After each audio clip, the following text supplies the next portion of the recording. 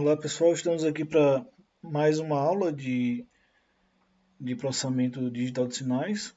Eu estou querendo fechar o cronograma aqui nesse último conjunto de vídeos, certo? E aí eu tenho mais ou menos três conteúdos para abordar.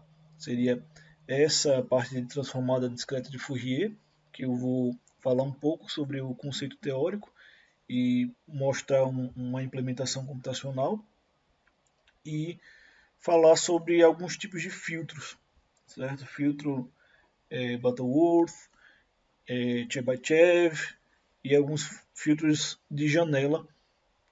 E aí a gente consegue fechar aqui a ideia da nossa aula, certo? Então, até então, a gente vem falando sobre vários aspectos do processamento, né? A gente, na última sequência de vídeos, falou sobre transformada inversa de Laplace.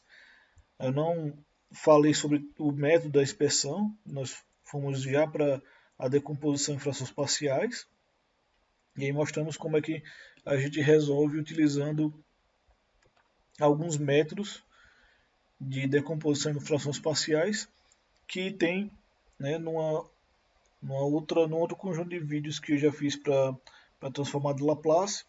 A gente estende porque a parte de decomposição em frações parciais é igual, né? Porque a gente trata como um polinômio que a gente quer transformar numa soma. E aí eu foquei aqui para a gente fazer a decomposição eh, tentando fazer aquilo que eu já não tinha feito nas outras videoaulas, né, para a gente ganhar tempo em termos de explicação, certo?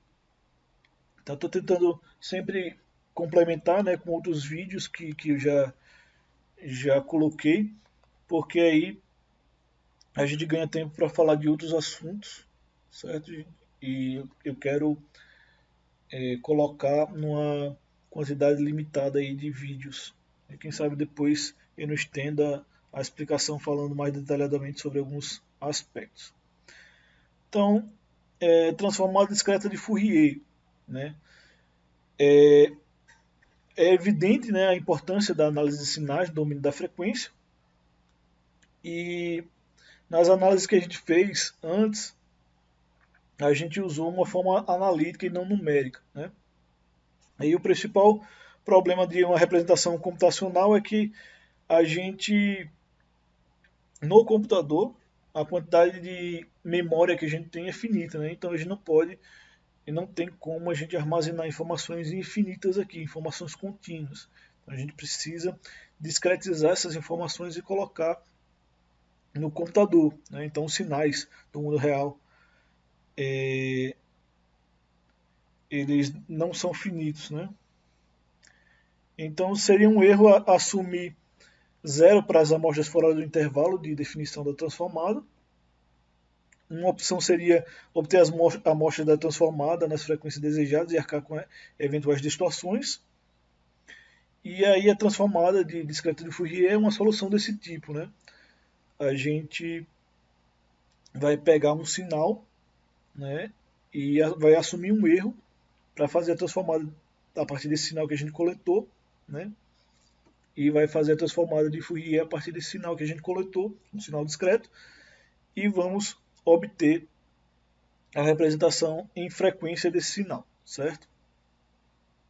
Então a gente usa aí definições, né, a definição de transformada de Fourier em tempo discreto e elementos, né, que a gente já falou da série de Fourier. Então, nossa ideia principal aqui, não quero detalhar demais a parte teórica, eu vou focar um pouco mais na implementação, certo? Nossa ideia aqui é conseguir pegar um sinal, receber um sinal discreto, né? E a partir desse sinal conseguir fazer a transformada rápida de Fourier, certo? Que aí, nesse caso, né, a gente vai assumir que a gente vai ter erros e a gente vai obter uma transformada, né, nas frequências desejadas e arcar com essas eventuais distorções que eu estou falando aqui, certo? Então, basicamente, a gente vai abordar dessa maneira, certo? E aí, o fundamento teórico, eu vou indicar aqui o livro do Nallon, né, que fala de processamento digital de sinais. Caso vocês queiram se aprofundar na teoria, né, vocês buscam aí nesse conteúdo. E eu vou focar agora na implementação da transformada de Fourier em tempo discreto, um método especificamente utilizado a partir dos dados, que ela é mais rápida, que é chamada transformada rápida de Fourier, certo? Então, vamos lá para o Octave. Então, nosso objetivo aqui é conseguir fazer a transformada de Fourier, né, utilizando de um sinal que vai ser dado. E aí nós vamos mostrar, por exemplo, a magnitude desse sinal convertido no domínio da frequência, né? A gente pode mostrar a magnitude de fase. E aí nós temos aqui, a primeira coisa que eu tenho que fazer é dizer quantas amostras eu vou ter, né? Então eu posso ter um número aqui de 0 até, por exemplo, 140. E aí eu fazer, por exemplo, x, chamar de sinal x1, ele vai ser o cosseno de 2 vezes π vezes n dividido por 10. Então aqui a gente tem um sinal. Um sinal que, se a gente plotar aqui, né, n e x, x1, né, a gente vai ter aqui um determinado sinal. E aí vai ter sua frequência, né? Então, o que eu vou fazer agora na sequência? Para a gente poder fazer a transformada de Fourier. Estou tentando ser bem objetivo para a gente simplesmente fazer utilizando as funções que o Octave já disponibiliza para a gente, certo?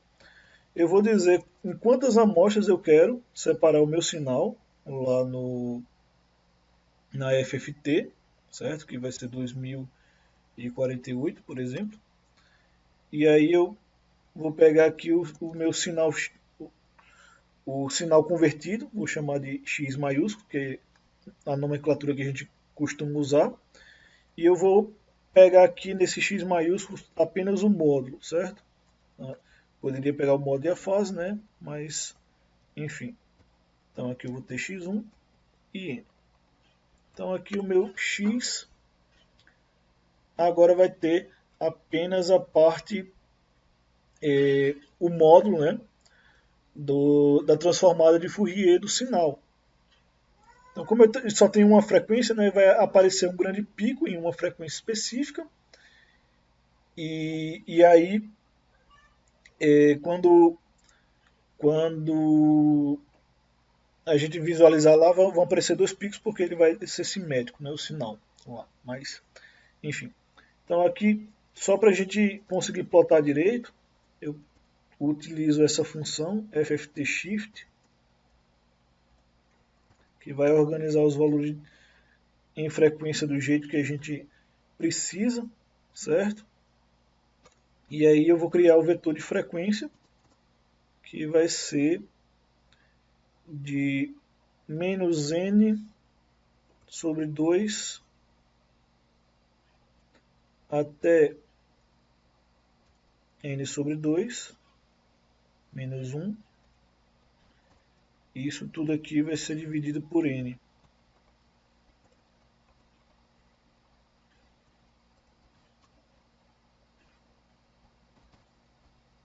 E aí quando a gente fizer agora o plot, a gente vai ter f e x. E você vai ver que a parte negativa vai ser simétrica com a parte positiva. E como é que eu sei que eu tenho só uma frequência, né? Se eu chegar aqui, por exemplo, eu fiz aqui uma sequência, né? Eu vou fazer agora com que o meu x1 tenha mais de uma frequência, né? Tenho aqui o cosseno, eu posso somar aqui com outro cosseno, só que dividido por 5, por exemplo.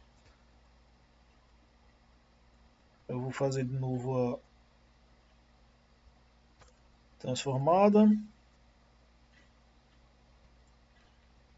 e reorganizar o valor de x, e agora é só plotar. Então a gente consegue enxergar agora que tem um sinal com duas frequências, né?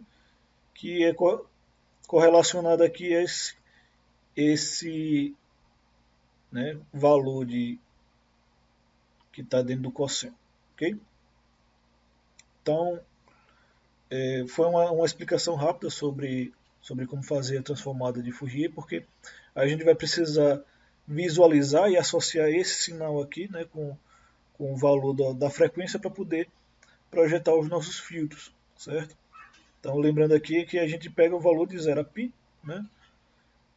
E nesse caso aqui eu não preciso ter o valor de 0 a π, porque, enfim, eu botei em uma frequência específica, mas a gente faz essa seleção de frequência dessa maneira, certo? Então, por, para a transformada rápida de Fourier, eu fui bem rápido mesmo, só falando dos conceitos em termos gerais. E agora a gente vai seguir falando sobre filtros. Então, no próximo vídeo a gente vai falar um pouco sobre filtros, certo? Para a gente já caminhando aí em direção a projetar um filtro para separar dois sinais que, enfim, a gente vai precisar da transformada Fourier. Então, até o próximo vídeo.